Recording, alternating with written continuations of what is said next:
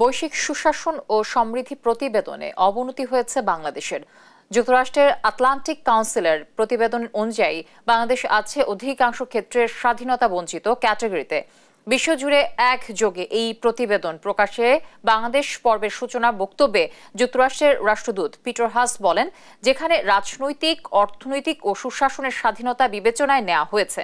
আলোচক হিসেবে অর্থনীতিবিদ দেবব্রত ভট্টাচার্য উন্নয়নের পরবর্তী ধাপে পৌঁছতে রাজনৈতিক সমঝোতার তাগিদ দেন। আজিজুর রহমান কিরণের রিপোর্টে বিস্তারিত জানব আমরা।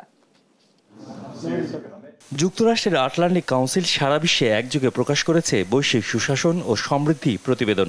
রাজনীতি, অর্থনীতি আর সুশাসন বিবেচনায় রেখে করা এই প্রতিবেদনে ধারাবাহিকভাবে 25 ধাপ পিছিয়ে বাংলাদেশের অবস্থান 164 দেশের মধ্যে নেমেছে 141-এ। প্রতিবেদন অনুযায়ী বাংলাদেশ আছে অধিকাংশ ক্ষেত্রে স্বাধীনতা বঞ্চিত ক্যাটাগরিতে, যেখানে অর্থনৈতিক সমৃদ্ধি এলেও রাজনৈতিক এবং সুশাসনের স্বাধীনতায় পিছিয়ে বাংলাদেশ। সূচনা বক্তব্যে যুক্তরাষ্ট্রের রাষ্ট্রদূত পিটার হাস সার্বিক উন্নয়নে বাংলাদেশের পাশে থাকার অঙ্গীকার করেন। A single country the Atlantic Council has looked at ranked mostly unfree and at the same time prosperous.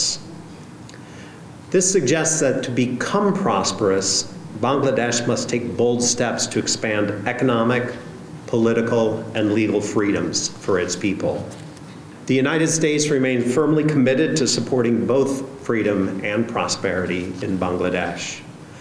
We will continue to explore ways to assist Bangladesh in achieving its Vision 2041 goals. But we strongly believe that by unlocking its full potential through increased freedoms, Bangladesh can become the next Asian tiger.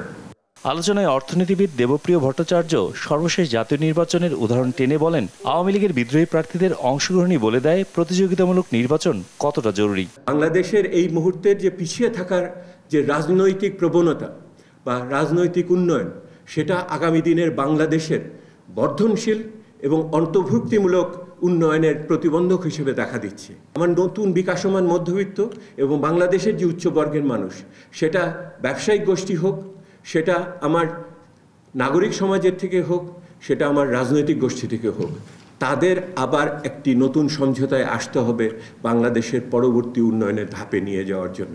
প্রতিবেদনে গত 3 দশকে বাংলাদেশের রাজনৈতিক অধিকার আশঙ্কাজনকভাবে কমেছে বলেও উল্লেখ করা হয়। আজিজুর রহমান কিরণ, দেশ টিভি, ঢাকা।